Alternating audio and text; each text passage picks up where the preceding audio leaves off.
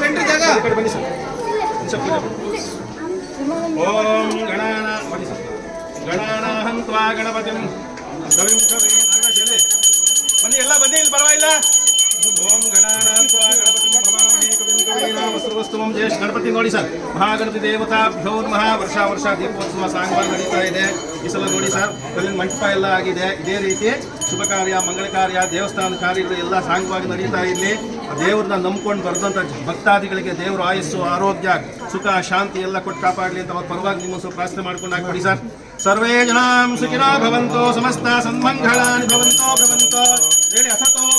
ಅಸತೋಮ ಸದ್ಗಮಯ ಜ್ಯೋತಿರ್ಗಮಯ ಮೃತಂಗಮಯ. ಶಾಂತಿ ಕಾರ್ತಿಕ ಮಾಸ ದೀಪೋತ್ಸವ ಮಮ ಕುಟುಂಬ ಕ್ಷೇಮಸ್ಥೈರ್ಯ ಅಭಯ ಆಯುರ ಆರೋಗ್ಯ ಐಶ್ವರ್ಯ ಅಭಿವೃದ್ಧ್ಯರ್ಥಂ ಸಕಲ ಇಷ್ಟಾರ್ಥ ಸೌಕರ್ಯತ ಅಷ್ಟೈಶ್ವರ್ಯತ ಸಿದ್ಧ್ಯರ್ಥಂ ಶ್ರೀ ವರಸಿದ್ಧಿ ವಿನಾಯಕ ಉಮಾಮಹೇಶ್ವರ ದೇವಿ ಪಾರ್ವತೀ ದೇವಿ ನವಗ್ರಹ ಸನ್ನಿಧೋ ಮಮ ವಾಸಸ್ಥಳೇ ಗ್ರಾಮದೇವತ. ನಾವು ಯಾವ ಊರಲ್ಲಿ ಇರ್ತೀವಿ ಆ ಗ್ರಾಮ ದೇವರನ್ನ ಯಾವತ್ತೂ ಮರಿಬಾರದಂತೆ. ಆ ತಾಯಿ ಮಡ್ಲಲ್ಲಿ ನಾವಿದ್ದೀವಿ. ನಾವು ಬಂದಿರೋದಲ್ಲ. ಮಾತೃಭ್ಯೋ ನಮಃ, ಪಿತೃಭ್ಯೋ ನಮಃ, ಗುರುಭ್ಯೋ ನಮಃ, ಜನೇಭ್ಯೋ ನಮಃ, ನಾನಾ ಗೋತ್ರೇಭ್ಯೋ ನಮಃ, ನಾನಾ ನಾಮಾಭ್ಯಾಂ ನಮಃ. ದೇಭ್ಯಃ ದೀಪೋತ್ಸವ ದೀಪಂ ಪ್ರಜ್ವಾಲ್ಯ ಮುಹೂರ್ತೋ ಸುಮುಹೂರ್ತೋಸ್ತು. ಒಂದು ದೀಪ ಬೆಳಗಿದ್ರೆ ಅದರಿಂದ ಸಹಸ್ರ ದೀಪ ಬೆಳಗ್ಬೋದಂತೆ. ಅಂದ್ರೆ ಒಬ್ಬರ ಕಷ್ಟದಲ್ಲಿ ಒಬ್ಬರಾದ್ರೆ ಅವ್ರ ಕಷ್ಟದಿಂದ ಇನ್ನೊಬ್ಬರಿಗೆ ಎಲ್ಲರೂ ಸಹಕಾರ ಕೊಟ್ಟರೆ, ಒಗ್ಗಟ್ಟಿಂದ ಏನ್ ಕೆಲಸ ಆದ್ರೂ ಮಾಡ್ಬೋದು ಅನ್ನೋದಕ್ಕೆ ನೋಡಿ ಜನಗಳೇ ಸಾಕ್ಷಿನಪ್ಪ. ಎಲ್ಲರೂ ಈ ಕಾರ್ಯಕ್ಕೆ ಎಲ್ಲರೂ ಯಾರ್ಯಾರು ಸತ್ಯಾಂಶ ಸಹಸ್ರ ಕೊಟ್ಟಿದ್ದಾರೆ ಅದಕ್ಕೆಲ್ಲ ದೇವರು ಒಳ್ಳೇದಾಗ್ಲಿಪ್ಪ. ಓಂ ದೀಪಂ ಜ್ಯೋತಿ ಪ್ರಜ್ಯೋತಿ ದೀಪೇ ಚಪಡೋದಿದೆ ದೀಪಂ ಪ್ರಜ್ವಾಲ್ಯ ಪ್ರತ್ಯಕ್ಷ ದೀಪಂ ದರ್ಶಯಾಮಿ. ಶ್ರೀ ಮಹಾದೇವತ ಗಂಟೆ ಬಾರಿಸಿ. ದೇವತಾ ನಿಗ್ರಹ ಸಿದ್ಧರ್ಥಂ ಸರ್ವೇಭ್ಯೋ ಮಹಾದೇವತಾಭ್ಯೋ ನಮಃ. ಪ್ರಶಾಂತಂ ಮುಖುಲಂ ದೇವತಾ ದೀಪಂ ಜ್ಯೋತಿ.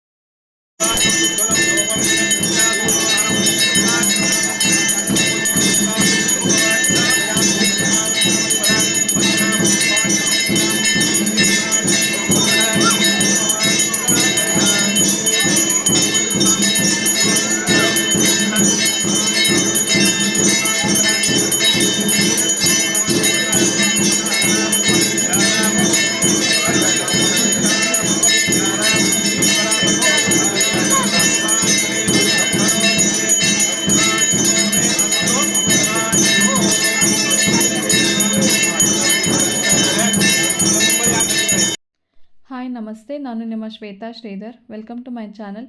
ಇವತ್ತು ಕಾರ್ತಿಕ ಮಾಸದ ಕೊನೆಯ ಸೋಮವಾರ. ದೇವಸ್ಥಾನದಲ್ಲಿ ಲಕ್ಷ ದೀಪೋತ್ಸವ ಇತ್ತು. ತುಂಬ ಚೆನ್ನಾಗಿ ಪೂಜೆ ಎಲ್ಲ ಆಯಿತು. ನೀವೇ ನೋಡಿದ್ರಲ್ಲ, ಪುರೋಹಿತರು ಎಷ್ಟು ಚೆನ್ನಾಗಿ ಮಂತ್ರ ಹೇಳಿದ್ರು, ಪೂಜೆ ಮಾಡಿದ್ರು, ಮತ್ತು ಜನರ ಯೋಗಕ್ಷೇಮದ ಬಗ್ಗೆ ದೇವರಲ್ಲಿ ಕೂಡ ಬೇಡ್ಕೊಂಡ್ರು. ಈ ದೇವಸ್ಥಾನ ನಮ್ಮ ತಂದೆ ಮನೆ ಹತ್ರ ಇರೋದು, ಪೈಪ್ಲೈನ್ ದಾಸರಹಳ್ಳಿ. ಇಲ್ಲಿ ಅರ್ಚಕರು ಶ್ರೀನಾಥ್ ಅಂತ, ನಮ್ಮ ದಾಸರಹಳ್ಳಿಯಲ್ಲಿ ತುಂಬ ಫೇಮಸ್ ಅರ್ಚಕರು ಅಂತ ಹೇಳ್ಬೋದು.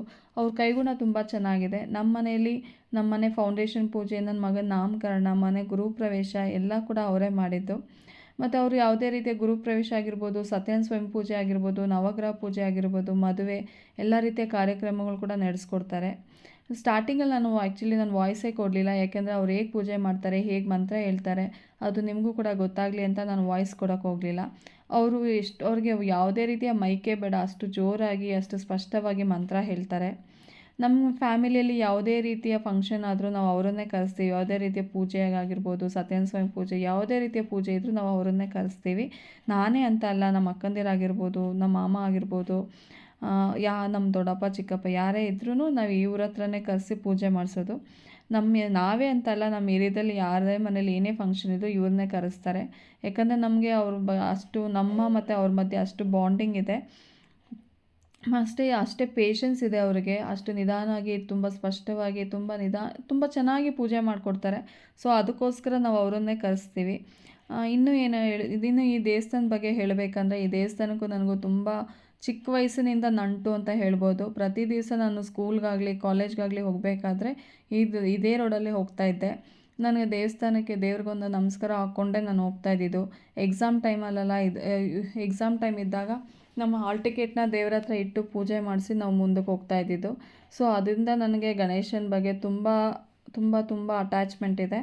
ಸೊ ಮೊದಲೆಲ್ಲ ನಾನು ಬಸ್ ಸ್ಟಾಪ್ಗೆ ಹೋಗಬೇಕಾದ್ರೆ ನಾನು ಗಣೇಶನಿಗೆ ನಮಸ್ಕಾರ ಮಾಡ್ಕೊಂಡೇ ಹೋಗ್ತಾಯಿದ್ದೆ.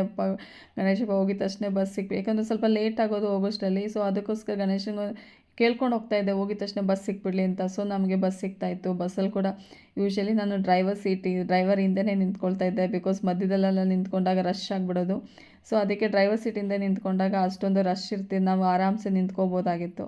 ಸೊ ಅದಕ್ಕೆ ನಾನು ಯೂಶ್ವಲಿ ಡ್ರೈವರ್ ಬ್ಯಾಕ್ ಸೈಡಲ್ಲಿ ನಿಂತ್ಕೊಂಡು ಹೋಗ್ತಾಯಿದ್ದೆ.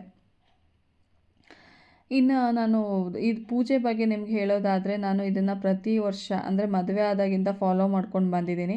ಪ್ರತಿ ವರ್ಷ ಕಾರ್ತಿಕ ಮಾಸದಲ್ಲಿ ಯಾವುದೇ ಸೋಮವಾರ ಆಗಿರ್ಬೋದು, ಮೊದಲನೇದಾಗಿರ್ಬೋದು, ಎರಡನೇದಾಗಿ ಯಾವುದೇ ಸೋಮವಾರ ಪರವಾಗಿಲ್ಲ, ದೇವಸ್ಥಾನಕ್ಕೆ ಹೋಗಿ ಈ ಥರ ದೀಪ ಹಚ್ಚಿ ಬರ್ತಾಯಿದ್ದೆ. ಅಂದರೆ ನಾನು ಸ್ಟಾರ್ಟಿಂಗಲ್ಲಿ ಮಾಡಿದ್ನಲ್ಲ ಪೂಜೆ, ತೆಟ್ಟೆಯಲ್ಲಿ ದೀಪ ಇಟ್ಬಿಟ್ಟು ಆ ಥರ ಪೂಜೆ ಮಾಡೋದು ನಾನು ಪ್ರತಿ ವರ್ಷ ಮಾಡ್ಕೊಂಡು ಬಂದಿದ್ದೀನಿ. ಮೊದಲೆಲ್ಲ ನಾನು ಕಾಡು ಮಲ್ಲೇಶ್ವರಂಗೆ ಹೋಗ್ತಾಯಿದ್ದೆ. ಫ್ಯಾಮಿಲಿ ಸಮೇತ, ಅಂದರೆ ಯಜಮಾನ್ರು, ಮಕ್ಕಳು ಎಲ್ಲರೂ ಸೇರಿ ಹೋಗಿ ಪೂಜೆ ಮಾಡಿ ದೀಪ ಹಚ್ಚಿ ಬರ್ತಾಯಿದ್ವಿ. ಬಟ್ ಇವತ್ತು ನನ್ನ ಹಸ್ಬೆಂಡ್ ಬರೋಕ್ಕಾಗಿಲ್ಲ, ಲೇಟ್ ಆಗುತ್ತೆ ಅಂತ ಹೇಳಿದ್ರು.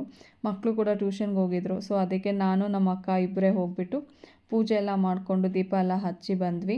ಒಂಥರ ದೀಪ ಎಲ್ಲ ಹಚ್ಚಿ ಬಂದಾಗ ಒಂಥರ ಖುಷಿ ಆಯಿತು. ಈ ವರ್ಷ ಅಟ್ಲೀಸ್ಟ್ ನನ್ನ ಕೈಲಿ ಎಷ್ಟಾಗುತ್ತೋ ಅಷ್ಟು ನಾನು ಏನು ಅಂದ್ಕೊಂಡಿದ್ನೋ ಪೂಜೆ ಮಾಡಬೇಕು, ದೇವಸ್ಥಾನಕ್ಕೆ ಹೋಗಿ ದೀಪ ಹಚ್ಚಬೇಕು ಅಂತ ಅಂದ್ಕೊಂಡಿದ್ನೋ ಆ ಕೆಲಸ ಮಾಡಿ ಬಂದೆ. ನನಗೊಂದು ಮನಸ್ಸಿಗೆ ಸಮಾಧಾನ ಆಯಿತು.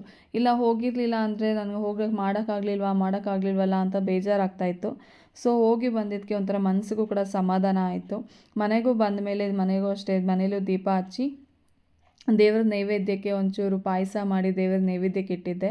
ಯಾಕಂದರೆ ನನಗೆ ಅದು ಅಂದರೆ ಪ್ರತಿ ವರ್ಷವೂ ಅಷ್ಟೇ ದೇವ್ರಿಗೆ ನಾನು ನೈವೇದ್ಯಕ್ಕೆ ಇಡ್ತೀನಿ. ಕಾರ್ತಿಕ ಮಾಸದಲ್ಲಿ ನೈವೇದ್ಯಕ್ಕೆ ಇಡ್ತೀನಿ, ಮನೆಯಲ್ಲೆಲ್ಲ ದೀಪ ಹಚ್ತೀನಿ, ಅದು ವಾಡಿಕೆ ಇದೆ. ಸೊ ಅದನ್ನು ಮಾಡಿದ್ರೆ ನನಗೂ ಕೂಡ ಸಮಾಧಾನ ಆಗುತ್ತೆ. ಸೊ ಅಂದರೆ ನಮ್ಮ ಮನೆ ದೇವರು ಕೂಡ ಶಿವ ಇರೋದ್ರಿಂದ ನನಗೆ ಮಸ್ಟ್ ಆ್ಯಂಡ್ ಶುಡ್ ಮಾಡಲೇಬೇಕು ಇದನ್ನು ಅಂತ ಮೊದಲಿಂದನೂ ಫಾಲೋ ಮಾಡ್ಕೊಂಡು ಇದನ್ನು ಮಾಡ್ಕೊಂಡು ಬಂದಿದ್ದೀನಿ. ಇವತ್ತುವರೆಗೂ ಇದನ್ನು ನಡೆಸ್ಕೊಂಡು ಬಂದಿದ್ದೀನಿ. ಸೊ ಇದರಲ್ಲಿ ನಾನು ಪೂಜೆ ಬಗ್ಗೆ ಇಷ್ಟು ಈ ರೀತಿ ವಿಚಾರಗಳು. ನೆಕ್ಸ್ಟ್ ನಾನು ನಿಮಗೆ ಈ ಡ್ರೆಸ್ ಬಗ್ಗೆ ಹೇಳಬೇಕಂದ್ರೆ, ಈ ಡ್ರೆಸ್ನ ನಾನು ಇನ್ಸ್ಟಾಗ್ರಾಮ್ ಪೇಜ್ ಅಂತ ತರಿಸಿದ್ದು, ಜನಕ ಫ್ಯಾಷನ್ ಹಾಸನ್ ಅಂತ. ಸೊ ನನಗೆ ಈ ಡ್ರೆಸ್ ತುಂಬ ಇಷ್ಟ ಆಯಿತು. ಯಾಕಂದರೆ ಇದು ಕಾಟನ್ ಡ್ರೆಸ್ಸು ಮತ್ತು ಕಾಸಿಗೆ ತಕ್ಕಂತೆ ಕಜ್ಜಾಯ ಅಂತ ಹೇಳ್ತಾರಲ್ಲ ಆ ಥರ. ಪರವಾಗಿಲ್ಲ, ಕ್ವಾಲಿಟಿ ವೈಸ್ ಚೆನ್ನಾಗಿದೆ. ಆಫೀಸ್ ವೇರಿಗೆ ನಾವು ಯೂಸ್ ಮಾಡ್ಬೋದು. ನನಗೆ ತುಂಬ ಇಷ್ಟ ಆಯಿತು ಈ ಡ್ರೆಸ್ಸು. ಇನ್ನೂ ಯಾರಾದರೂ ನನ್ನ ಚಾನಲ್ನ ಸಬ್ಸ್ಕ್ರೈಬ್ ಮಾಡಿಲ್ಲ ಅಂದರೆ ದಯವಿಟ್ಟು ಸಬ್ಸ್ಕ್ರೈಬ್ ಮಾಡಿ. ಇವತ್ತಿನ ವಿಡಿಯೋ ನಿಮ್ಗೆ ಇಷ್ಟ ಆಗಿದೆ ಅಂತ ಅಂದ್ಕೊಂಡಿದ್ದೀನಿ. ಸೊ ಶೇರ್ ಮಾಡಿ, ಲೈಕ್ ಮಾಡಿ. Thank you for watching.